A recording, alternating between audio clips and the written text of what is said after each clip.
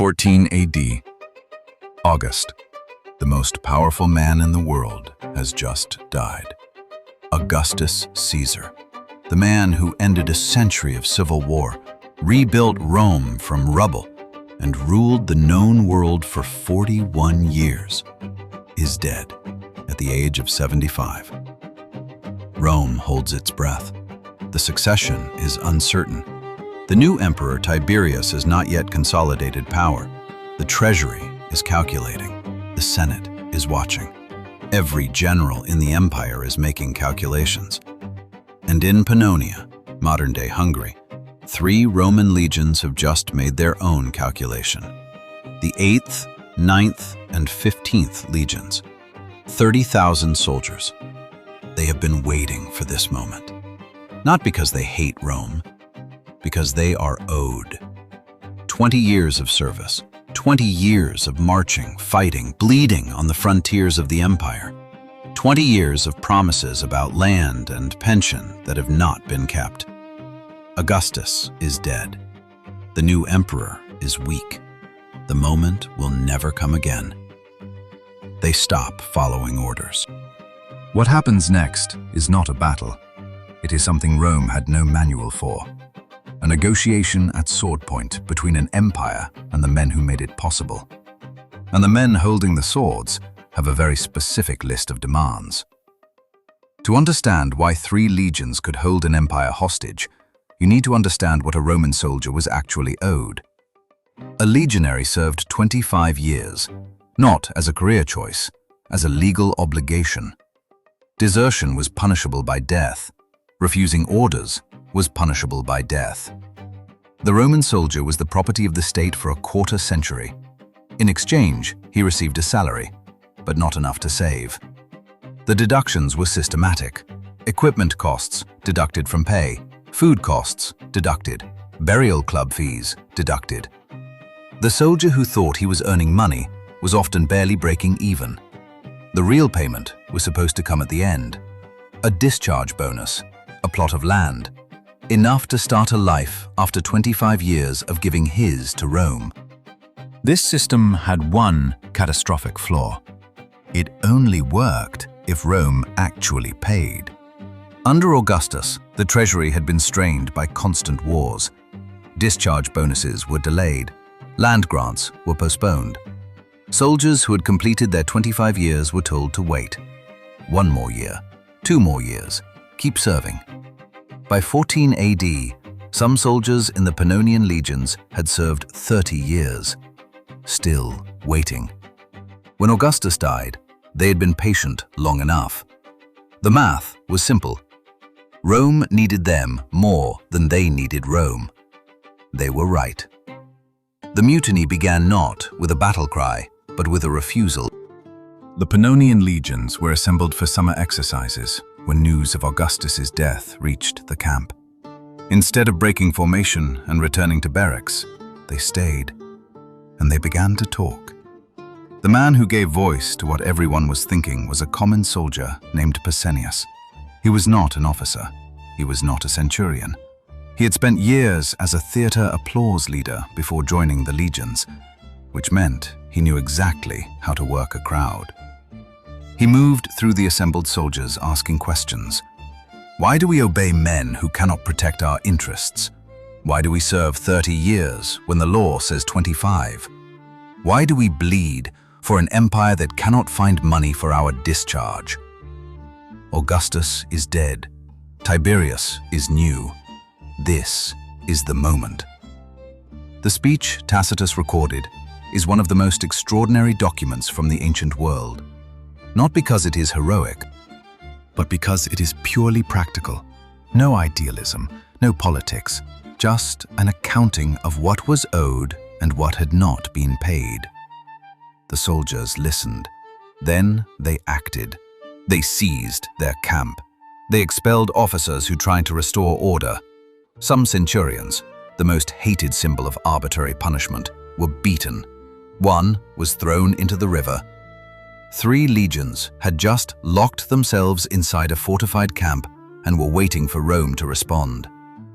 Tiberius faced a problem with no good solution. He could not send another army to crush the mutiny. The Pannonian legions were some of the best soldiers in the empire, battle-hardened frontier troops who had spent decades fighting Germanic and Dacian tribes. Sending legions against legions risked turning a labor dispute into a civil war. He could not ignore it. 3 legions refusing orders on the Pannonian frontier left that frontier undefended. Germanic tribes across the Danube were watching. He could not negotiate openly. Emperors negotiated with mutinous soldiers set a precedent that every future army would remember. He sent his son, Drusus. Drusus arrived in Pannonia with a small escort, deliberately small.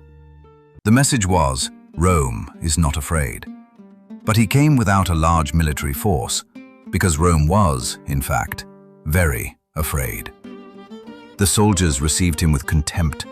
They surrounded his escort. They pressed close enough to make clear that his small guard could accomplish nothing.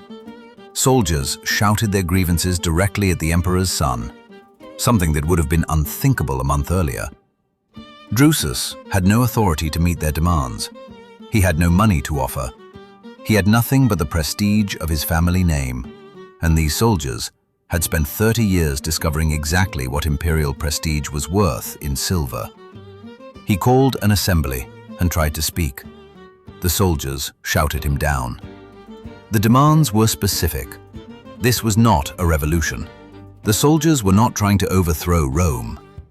They were not trying to install a different emperor. They were not motivated by politics or ideology. They wanted 3 things. 16 gold coins as a daily wage, double the current rate. A maximum service term of 16 years, not 25. And immediate cash payment of the discharge bonus upon completion of service. No more land grants that might never arrive. Money. Now. These demands were not unreasonable. They were not even particularly expensive relative to the total wealth of the Roman Empire. But meeting them openly and under duress would destroy something Rome could not afford to lose. The fiction that soldiers served from duty and loyalty, not from economic calculation. The moment Rome acknowledged that the army was a labor force that could negotiate its own terms, every legion on every frontier would understand its own leverage. The Rhine legions would mutiny next, and they did, almost simultaneously. The Eastern legions would follow. The entire military structure of the empire rested on soldiers who believed they had no choice but to serve. Soldiers who knew they had a choice were a different proposition entirely. Drusus understood this. He could not give them what they asked for, not because Rome lacked the money, but because the act of giving it would cost more than money. Then the sky provided an unexpected solution. The night after Drusus was shouted down, the moon disappeared. A lunar eclipse, total, unexpected by most of the soldiers. The moon turned blood red and then vanished from the sky over the Pannonian camp. To the Roman soldiers, this was not astronomy. It was an omen. The gods were speaking. Drusus's staff moved immediately. They spread through the camp telling soldiers that the eclipse was divine displeasure. The gods were angry at the mutiny. The darkness was a sign that the soldiers had broken their sacred oath. It worked, partially. The mood in the camp shifted. Men who had been shouting demands an hour earlier were now anxious, looking at the sky. Pausanias and the other mutiny leaders tried to maintain momentum. "It's just an eclipse. This means nothing. Hold firm." But momentum in a mass of 30,000 frightened men is fragile. The eclipse bought Drusus hours. He used them ruthlessly. He identified the 3 or 4 ringleaders most responsible for organizing the mutiny and had them arrested, quietly, at night, one at a time. By dawn, the most vocal leaders were in chains or dead. Without its organizers, the mutiny lost its voice. The demands were still there. The grievances were still there. But the man who knew how to translate 30,000 individual frustrations into collective action was gone. Drusus called another assembly. This time, the soldiers listened. Drusus made promises he had no authority to make. He told the soldiers their grievances had been heard. He told them Tiberius would consider their requests. He told them that loyal service would be rewarded. The specific word he used was rewarded, not the specific amounts they had demanded. He gave them nothing concrete except the suggestion that something concrete might come. It was enough. Not because the soldiers were naive, But because they had been standing in a fortified camp for weeks, their eclipse-shaken confidence in the mutiny's divine legitimacy was gone. Their leaders were dead or arrested, and winter was approaching Pannonia. A Roman legionary camp in winter without normal supply chains was cold, hungry, and miserable. The mutiny had disrupted the logistics that kept 30,000 men fed and housed. Drusus offered them a way back. No mass punishment, no decimation, a return to normal service in exchange for the fiction that this had been a misunderstanding rather than an insurrection. The soldiers took it. They marched back to their posts. They resumed their duties. The centurions they had thrown in the river were replaced. The ringleaders who had been arrested were quietly executed later when enough time had passed that it felt like justice rather than revenge. And the demands? The 16 gold coins, the 16-year service, the immediate discharge bonus were never formally addressed. But something had changed. Rome had learned something about its army it could not unlearn. While Drusus was managing Pannonia, the Rhine legions mutinied. 4 legions, 40,000 soldiers. The same grievances, the same demands. But the Rhine mutiny went further. The Rhine soldiers offered the command to Germanicus, Rome's most popular general, nephew of Tiberius, beloved by the troops. They did not want to overthrow the empire. They wanted a different emperor, an emperor they trusted to actually pay them. Germanicus refused. He was loyal to Tiberius and understood what accepting would mean. Another civil war, another generation of Romans killing Romans. He tried to restore order by addressing the soldiers directly. When this failed, he did something that shocked everyone present.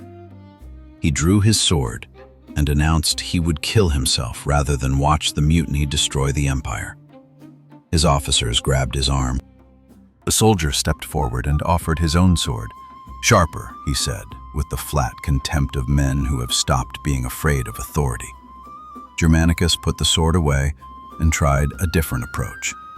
He forged letters from Tiberius granting the discharge terms the soldiers demanded. Fake imperial documents written in his own hand granting concessions the emperor had never approved. He then discharged the soldiers who had served longest, paid them from his own funds, and sent them home before Tiberius could countermand the orders. When Tiberius found out, he was furious. But the mutiny was over. The empire had been held hostage. The ransom had been paid with forged documents and a general's personal savings. Tiberius spent the rest of his reign pretending the mutinies had not happened the way they happened. The official record was carefully managed. Tacitus, writing a century later, had access to sources that told a different story, and he chose to preserve it, which is why we know what actually occurred. But the practical consequences were immediate and lasting. Within 2 years of the mutinies, Rome quietly implemented most of what the soldiers had demanded. Service terms were regularized. Discharge bonuses were guaranteed and paid on schedule from a dedicated military treasury, the aerarium militare, that Augustus had actually established a few years earlier but underfunded. Pay increases came gradually, framed not as concessions to mutineers, but as imperial generosity. Rome gave the soldiers what they wanted. It just waited long enough that the giving looked like a gift, rather than a surrender. The soldiers who had mutinied received no formal punishment beyond the execution of their leaders. The fiction of voluntary loyal service was maintained. The reality That the army was a professional workforce that had successfully negotiated better terms was understood by everyone and acknowledged by no one. The Pannonian and Rhine mutinies of 14 AD are almost unknown today compared to the great battles of the Roman world, but they changed the relationship between Rome and its army permanently. Every emperor who came after Tiberius understood something Augustus had managed to obscure.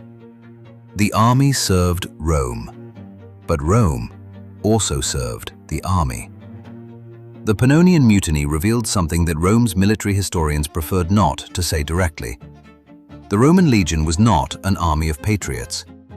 It was a labor force bound by contract, and when the contract was violated consistently enough, the labor force stopped working. This is the systemic truth that the mutiny exposed.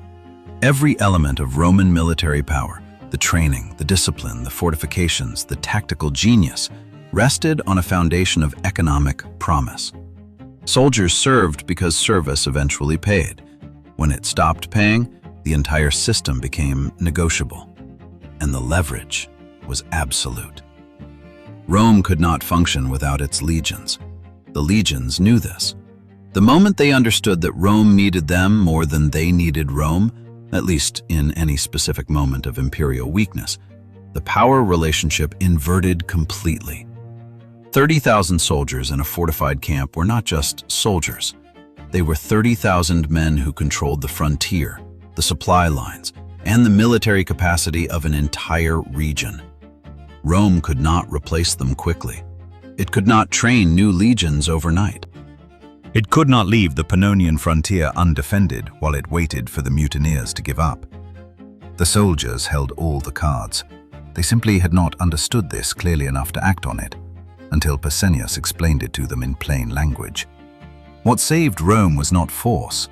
It was an eclipse, forged documents, and a careful management of the fiction that soldiers chose to serve. The fiction held for 4 more centuries. Then it didn't.